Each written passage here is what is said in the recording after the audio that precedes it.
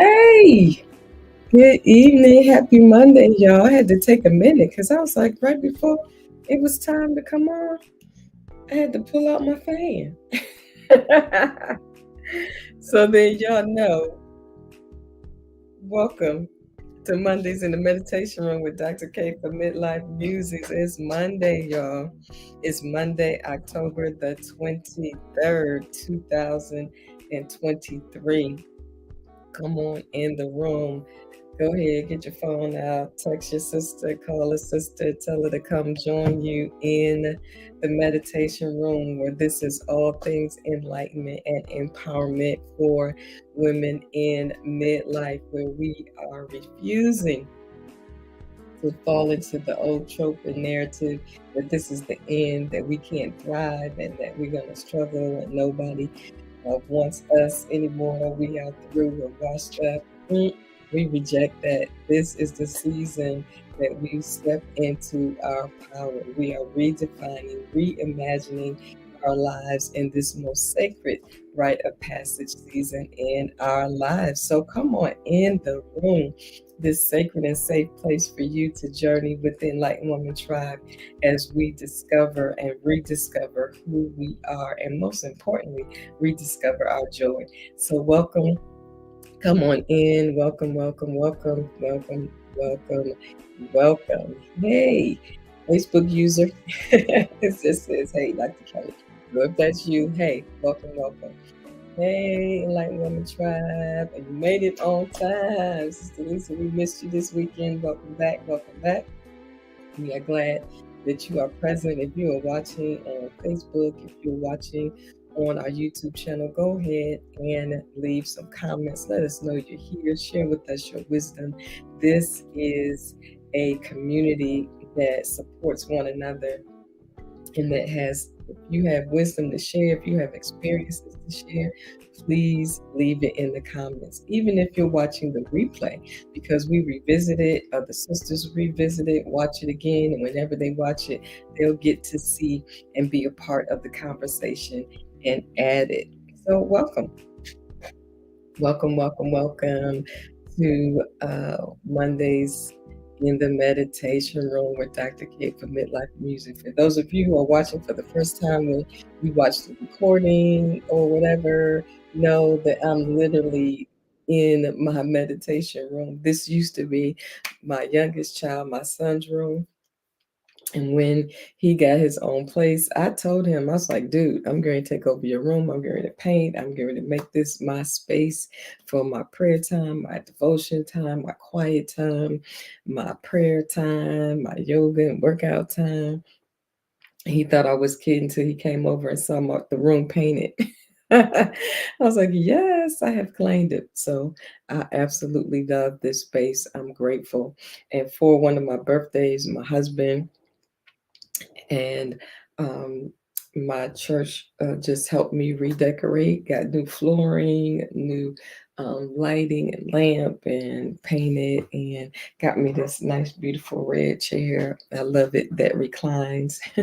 So this is my space, my sacred space. It really is the meditation room. So welcome. I'm glad to have you all here with me in the meditation room. Welcome, welcome, welcome. Yay. So I want to thank you all so much. You know, we are still in the midst of Menopause Awareness Month. October is Menopause Awareness Month. And Wednesday, October the 18th, was World Menopause Day. Man, normally I would have done something live, but we did a virtual Minnow Lounge. That's what I call it when the women come together and we have a good time. We've done different things for the Minnow Lounge, different outings. And for World Menopause Day this year, we did a virtual Minnow Lounge with the theme A Night of Self-Discovery, Reclaiming Your Passion, Purpose, and Power. We had guest panelists. We had Reverend Dr. Benita Lewis. We had Reverend Melody Boone. We had Dr. Marcia Levi. We had Vanessa Elam. And man, my friend Lisa Harvin. Woo! If you missed it, you have to scroll down on the Enlightened Woman Facebook page and watch the replay, or go to my YouTube page, click on live videos, and look for the virtual mental lounge. Y'all, can I tell you that conversation was powerful? That conversation was enlightening, empowering. It was funny. It was meaningful, it was significant, it was a place of vulnerability. The comments and the questions were absolutely phenomenal. So please watch the replay. And it's already been conversation about a part two.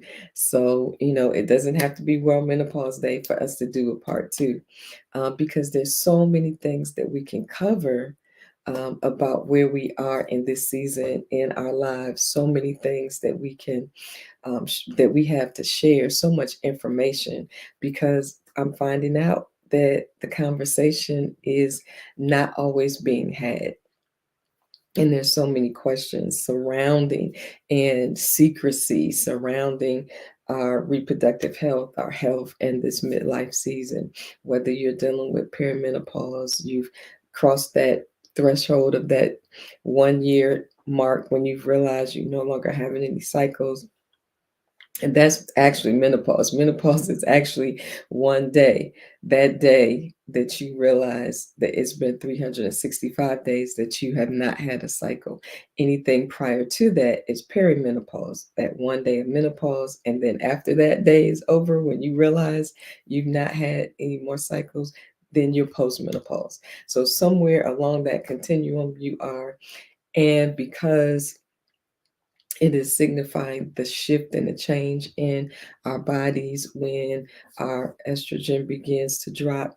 It begins to affect our bodies and cause a plethora of symptoms. And we are here together so that you don't feel like you have to go through that all by yourself, that you have to suffer in silence, that you can't seek help and get the information that you need so that you can thrive during this season. And it's not just physical, it's emotional, it's your soul, it's your body, it's all of you going through this season. It is an opportunity for us to step into those possibilities and that strength and that confidence that we need. Matter of fact, it's one of the best seasons in our lives as you walk in wisdom, you walk in insight, and you don't have the same uh, responsibilities as you once did. For some of us, it's a conflation of different seasons. If you're in a caregiving season, or you're still kind of being the one that has to help with adult children and stabilizing, or children,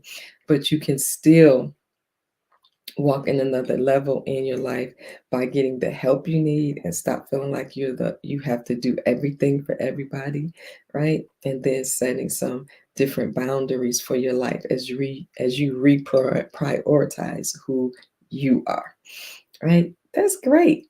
Great news, right? So as we prepare to close out the month of October, we are going through to the end of the year under our theme, a radical reset conversations. And we're talking about, usually when a new season sets in, is an opportunity for us to pay attention, reassess, and or assess where we are physically, emotionally, psychologically, in our bodies, and decide what is it that I may need to do to reset, to have the freedom to refocus my attention on the things that matter most to me, and that is helpful to my purpose. And so, one of the things that I was saying for myself was that in October, I was going to do this major physical reset. And I have been doing some things to reset physically to help me be the healthiest place I can be in this season in my life. But Spirit kind of shifted things around for me. And we started with not the body, but a radical mind reset. You got to go back to September and watch the replays for September as we talked about a radical mind reset. And then I thought, as soon as I hit October, that's going to be when I start walking through my physical um, reset in a very earnest way. Holy Spirit shifted again and said, "Not yet. I need to set the foundation for uh, what can help you with those changes and resets physically, and that's also your spirit." So we're talking mind, and so for the month of October, we've been doing a radical spirit reset. How many of you know that it's really important for our inner life to um, be strong, that we pay attention to and cultivate and nurture our innermost being, that part of us, that divine part of us, which is our real selves, that we commune with our creator with, that is our North Star, our compass, our North Star, our compass. That it is imperative that, especially when we have so much physical upheaval or even life upheaval that could be happening in this moment, that we can stay grounded, right, inwardly. Because as we uh, feel and think, that's how we see the world and how we show up in the world. But I know about you, but I really don't want what's happening on the outside of me dictate my level of well-being. And so it's important to really pay attention and focus on your well being that starts spiritually, right? And so we talked about that. And one of the things we said was that your spirit requires intentional attention and cultivation, right? And how do we do that? Through spiritual disciplines. In other words, the things that you and I do consistently to promote growth and evolving and maturity. Because that's what we want, right? We want to be able to evolve and grow. We don't want to remain stagnant in our thoughts, in our way of being, in our way of doing things. We don't want to feel stuck. And you have to give yourself permission to expand, explore, right? And to evolve, to grow. And you grow by growing your spirit, by growing your inner woman, by allowing yourself to learn from the things that you experience and adjusting your perceptions if your perceptions cause you to live small. Yes, and yes. So we are continuing it, and we started out right with our radical spirit reset conversations, um, going through some points that you can find right here in The Enlightened Woman: Inspiration and Reflections to Rediscover the Joy of Being You and Beyond. This book, really, writing it was so cathartic. It saved my life, sharing the stories of my transformations. And I'm hoping you will get it and let it help you as well. It's not an answer, it's not a fix all, right? It's not a panacea, it's not any of that. But sometimes when you can read somebody else's journey, it helps you along yours. So you can absolutely purchase it directly from me if you want to do that. You can message me on IG or Facebook, and I will tell you how you can send payment, and you can give me your information, and we will get it right out in the mail to you. Right, soon we're going to do another masterclass on the book as we walk through the book. And so look for more information about that too, right? We're going to get ready to do another masterclass on the book to walk through it so we can have more detailed time together, spend more time in Q&A and sharing, right? So that it's not just for 45 minutes on a Monday night and we go through it, right? But that it's more of a set, dedicated time to grow. All right. That'll be sometime in 2024. So look for more information with that. And in addition to, as I complete my menopause coaching specialist certification, we'll be kicking off that coaching opportunity for women in midlife to have some along to come alongside you to make sure you optimize this season in your life. I have to say, I'm so grateful for the coaches that I've had in my life, for the investment that I've made in my healing and in my purpose and passion and power. I have various persons who pour into me that I invest in for myself, that they walk alongside me to help me to grow and to completely self actualize and use the gifts that God has given me. So I encourage you to do the same, right? So just be prepared and realize that you are worth it. You are worth it. Absolutely. Somebody just go ahead and put it in the chat. Say, I am worth it. You are worth investing in your growth and your journey as you evolve. So tonight, don't want to keep you long. Thank you for those of you who adjusted with me as we adjusted the time from 8 to 7. That's one of the things that you get to do when you're in midlife. You look at your life, reassess your day, and realize you might need a little bit more time, right, to close out in your evening. And that's what I realized on Monday as I finished up this certification. And just as I realized, I want to make sure I have enough time to decompress in the evening, or if I need to jump in for a workout or something, because I can get a chance to do it earlier, or if I just need to practice what I preach and institute that evening ritual that will allow me to get some rest, because we know that sometimes difficulty sleeping can be a symptom of perimenopause. And so, I gave myself permission,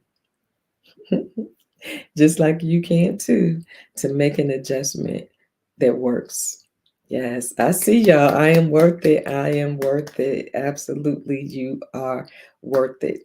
So tonight we're going to continue our radical reset conversation, and we're talking about a radical spirit reset, because our spirit is that place that is who we really are. That is that place, right? That inner us that monitors our thoughts, monitors our behavior, and monitors our language, how we are speaking to ourselves, how we are speaking to others. Is that voice within you that says, mm-mm, don't do that, mm-mm, don't say that, mm-mm, don't go there. That's your spirit. But guess what? That which you feed is that which will grow. So if you constantly feed your spirit things that are negative, things that are contrary to what God says about you, if you feed your spirit with voices and opinions that make you less of who you really are, or diminish your strength and your power, your intelligence, your brilliance, your beauty, right? Your purpose and your passion. We get to flip that script and then begin to feed ourselves those things that help us to change, help us to stretch and grow, to help us to realize who we really are, right? So your spirit needs cultivating, nurturing with positive affirmation, positive, affirming conversations. If you realize that you may need to shift those things and people that are around you because it leaves you depleted or making you feel bad about yourself, then you get to switch. You get to adjust. You get to change the energy that you allow in your space. Yeah. So know that you're feeding yourself all the time. It's just what you're feeding yourself and what the outcome can be. So your spirit requires intentional attention and cultivation, right? Through spiritual disciplines. I'm going to keep saying it until we get that. And spiritual disciplines aren't things that punish us. It aren't things that should make us feel bad, or we got to make ourselves do, like you feel like you don't like broccoli and somebody standing over you making you eat broccoli. No, discipline is not about something you're doing wrong or that you need to be punished by. It just is a word that means it's something that you do consistently to promote growth, right? And so we are talking about how we started off saying we really needed to reflect, being deep reflection about our lives, to stop, to get quiet, have a season of stillness, and not be so busy and have so much noise around us all the time. Yep. So that we can listen to what comes up, whether that's something we need to heal, something we need to change, something we need to face and deal with. Because I'm here to tell you that midlife is a season that's going to make all the stuff that you didn't deal with prior to, or that you stuffed down or suppressed, is going to start bubbling up and knocking at the door of your heart so that you can be whole and healed, and to allow you to feel it. Sometimes we don't want to deal with stuff because we don't want to feel it. We don't think we can manage that level of pain or discomfort, or feeling of loss or rejection or whatever it is. But you can. Your spirit is stronger than you think it is. You are able to manage it, because my friend Lisa Harvin says, you have to feel to heal. And that's true. And we have to learn how to not take on the dominant, quote unquote, dominant culture of just not dealing with it, not feeling with it, not being comfortable with emotions, not being comfortable. We're uncomfortable when other people are going through. We want people to hurry up and deal with this stuff. But how many know it takes a process to deal with life and the things that life can lifing can cause you to feel or struggle with or experience. And when you're ready to grow and evolve, right, you and I are going to have to deal with some pain and some issues. And it starts with that deep reflection. And then we talked about remembering.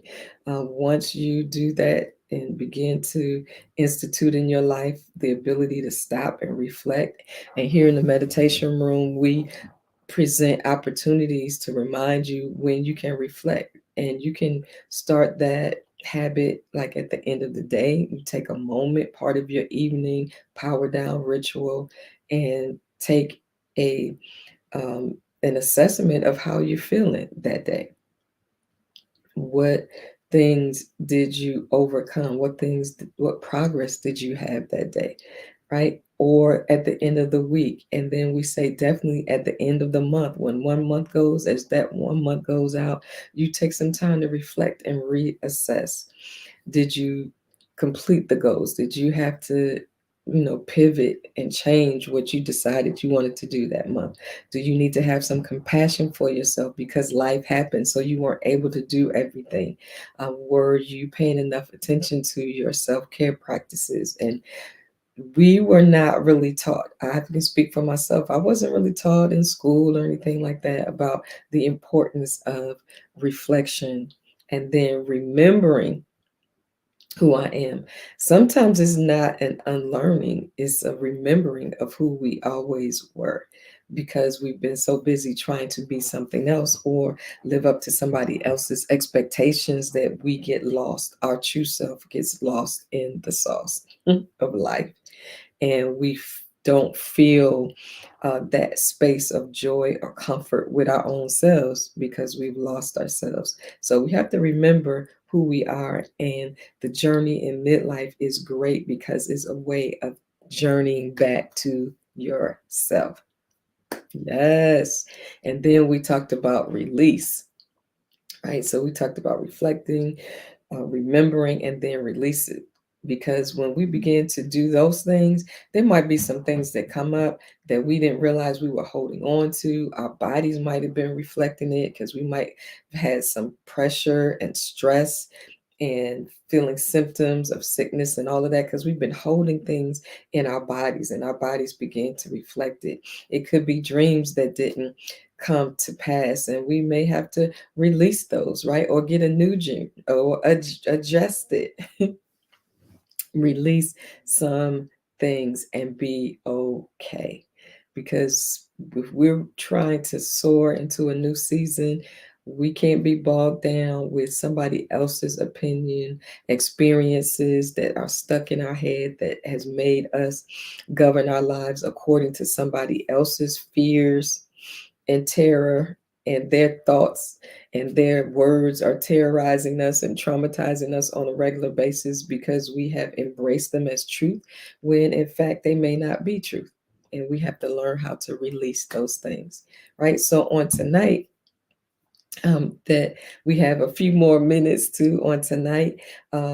We want to continue the radical spirit reset, talking about reclaiming. Reclaiming. Ooh, somebody say it with me. Reclaiming, right? And in mastering your inner life in midlife, we're really reclaiming. We're in this season of reclaiming. After we reflect and remember, right, and release, then we want to reclaim. We've made room to get back what we may have lost over the years. And this isn't necessarily always about material things. This is about those intangibles, those things that make us who we are, that give us our quality of life, that helps us show up in the world, those things that allow us from the inside to be resilient and not give up on ourselves, but to continue to press forward, even in the midst of difficulty and setback, right? To reclaim. Yes. Hey, Sister Yvette, love you. Reclaim, right? And for those of you who know, we titled tonight, I Want It All Back.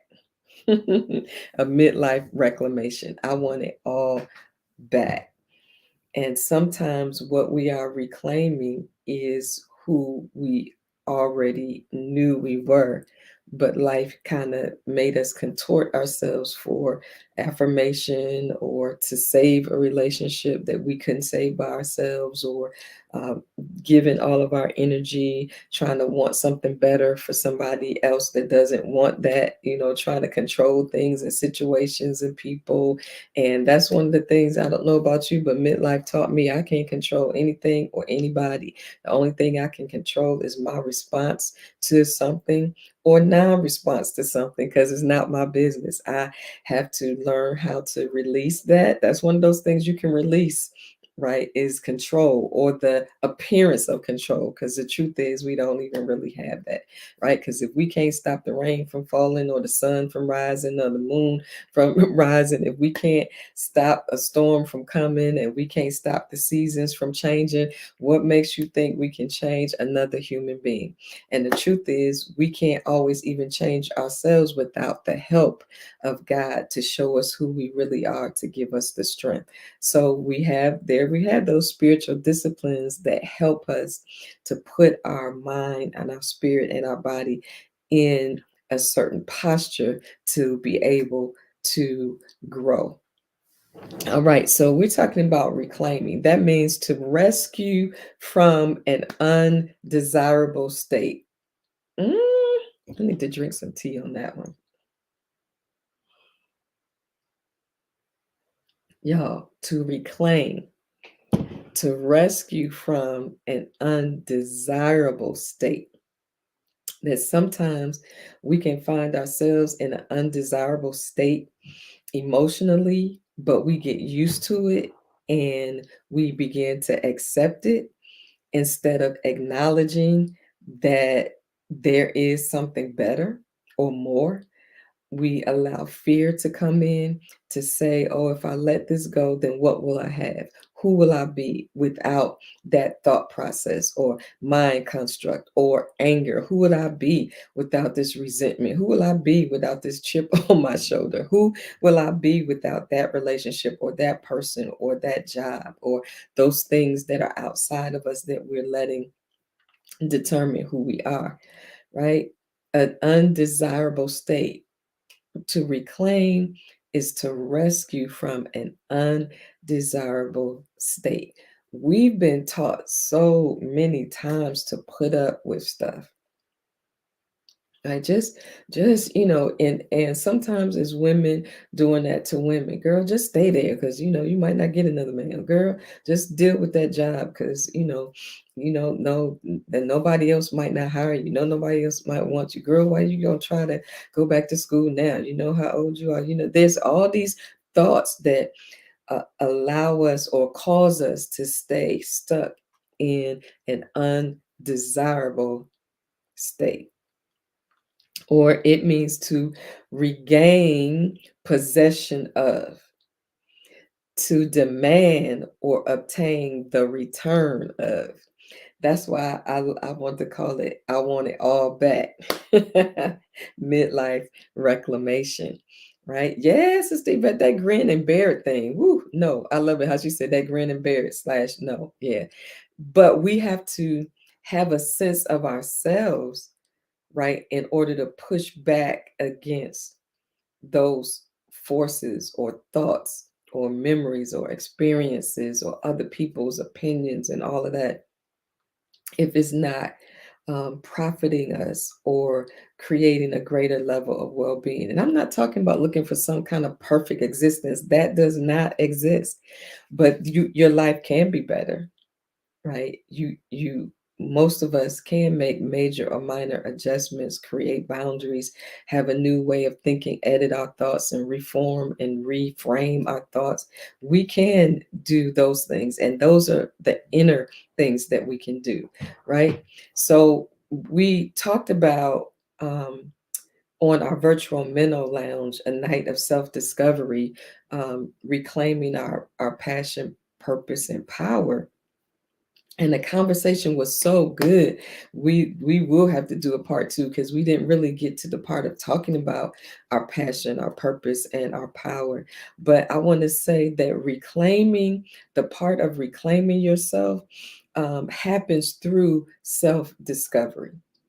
And sometimes when you're in a faith-based walk, when you're in church and things like that, we are taught to do what psychologists call spiritual bypass, where we over spiritualize everything that prevents us from taking real practical steps to our healing, to view life in a more healthy, well rounded way, where we're not trying to bypass feeling what we need to feel by saying things like, God got this, I'm gonna be all right. I ain't gotta worry about it. I'm gonna just pray, I'm gonna fast, I'm gonna do this, I'm gonna praise on top of this, I'm gonna pray. And all of those things have their certain places, but for your mental, emotional, and spiritual health, sometimes you have to face some stuff. Sometimes you have to pray and talk about it.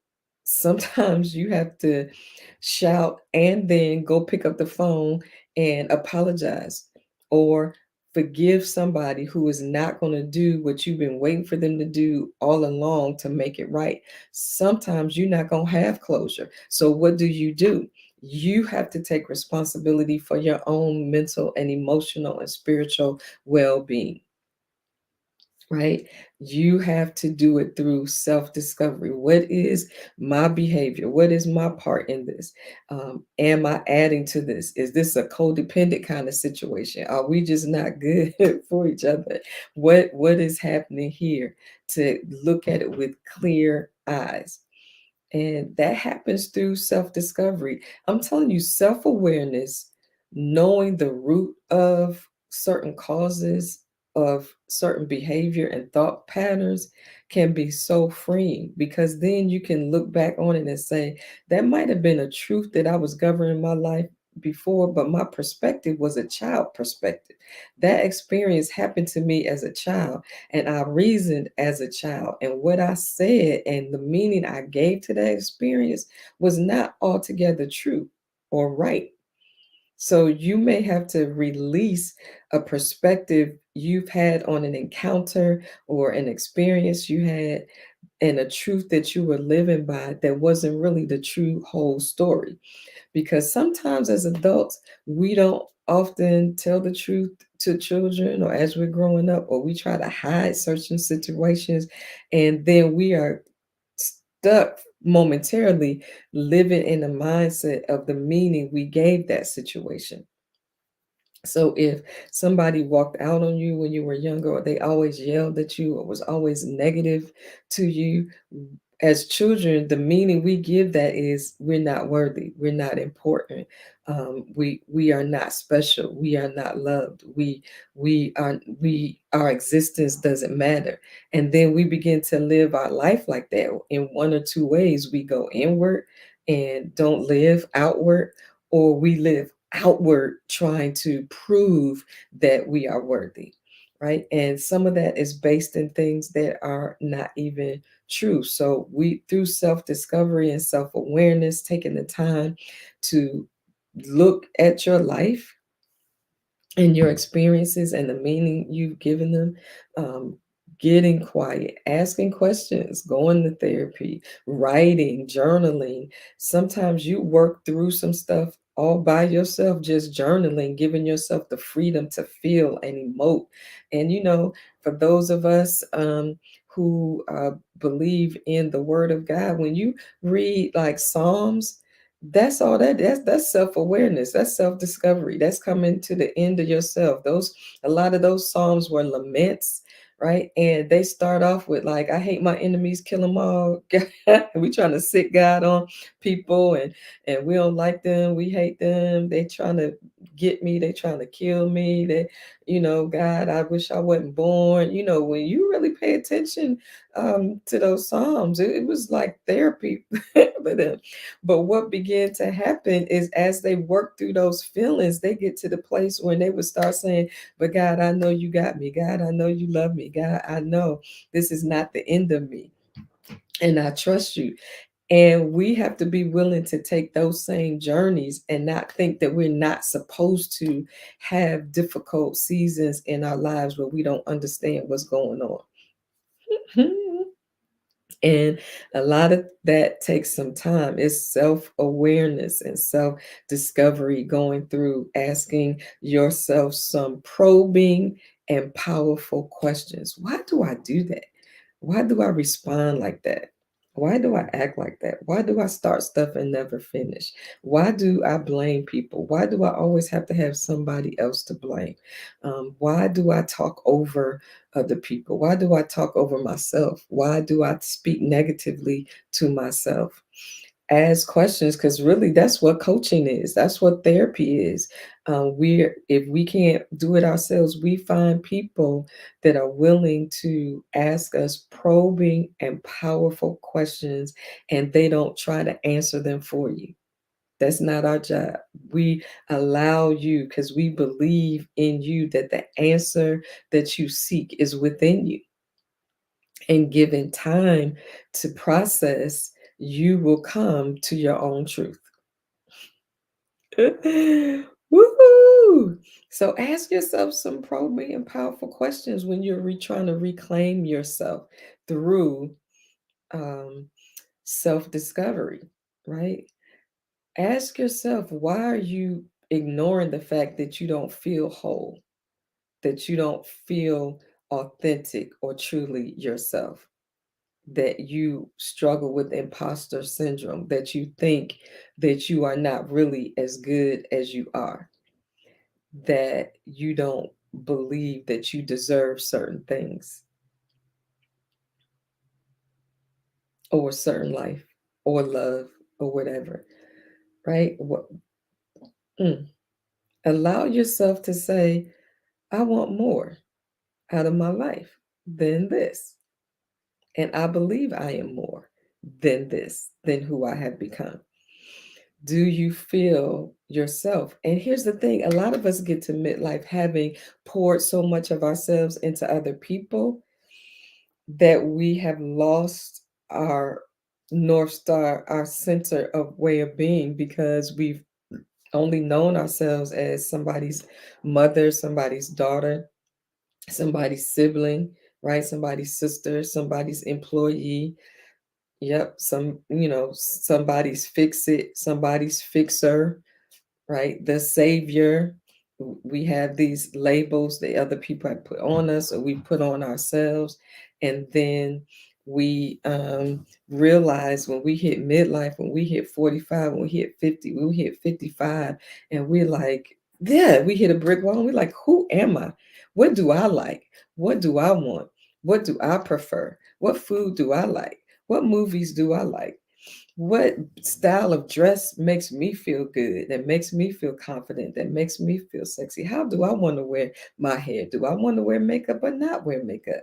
Do I want to wear something pink lipstick or not? Do I want, what is it that makes you uniquely you? So you have to ask yourselves those questions, right? And do you feel like there's something missing in your life, in your being, right? And if the answer is yes, how do you reclaim it? And sometimes we have to acknowledge that it's never really gone. We just have to release it and be free. Make a decision to live it, right? What do you need to reclaim? If you are always anxious, it was so powerful.